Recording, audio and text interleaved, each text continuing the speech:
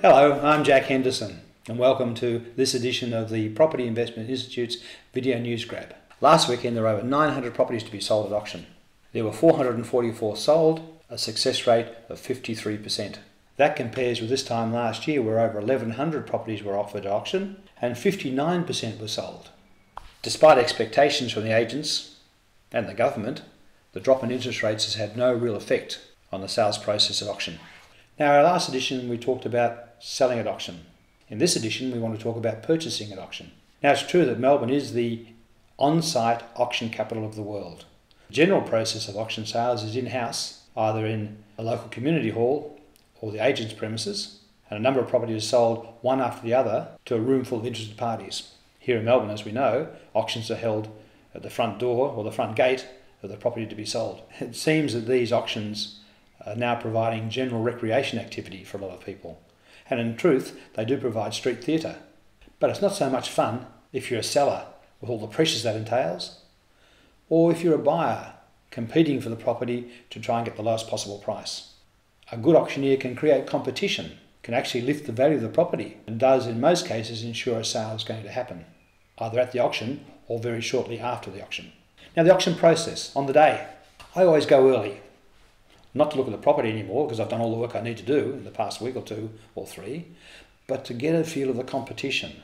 You see, I believe the auctioneer is my friend, not my enemy. I try and understand and get to know the auctioneer, and definitely the vending agent.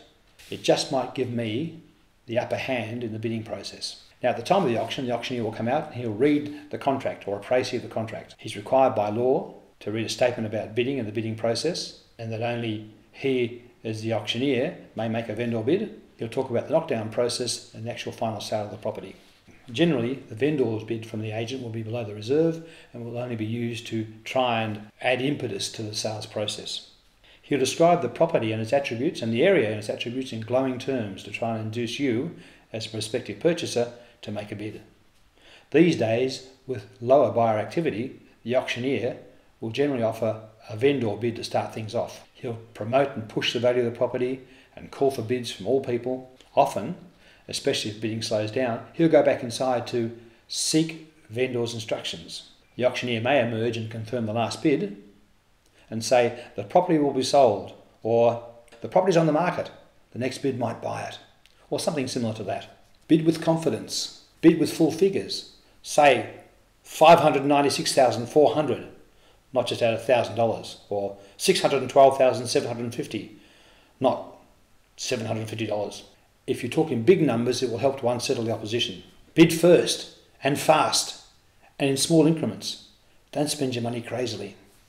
Be prepared to bid a little over the big numbers. People sometimes say, I'm not going to pay a cent over $500,000 for this, and we'll stop at that point. Whereas $1 or $2 or $3 or $5,000 over might just buy the property. Know your enemy, the opposition. Be aware that they're probably just as nervous as you are, and maybe more so. Now, there are rules and regulations about disrupting auctions and preventing people from bidding, so be subtle. Pre-negotiate before the auction all the special terms and conditions you might want, such as low deposits or long or short settlements, the things that are important to you and that might give you an advantage over somebody else. Make offers. Lowball offers, of course, less than you're really willing to go to, but make a proper offer on a contract.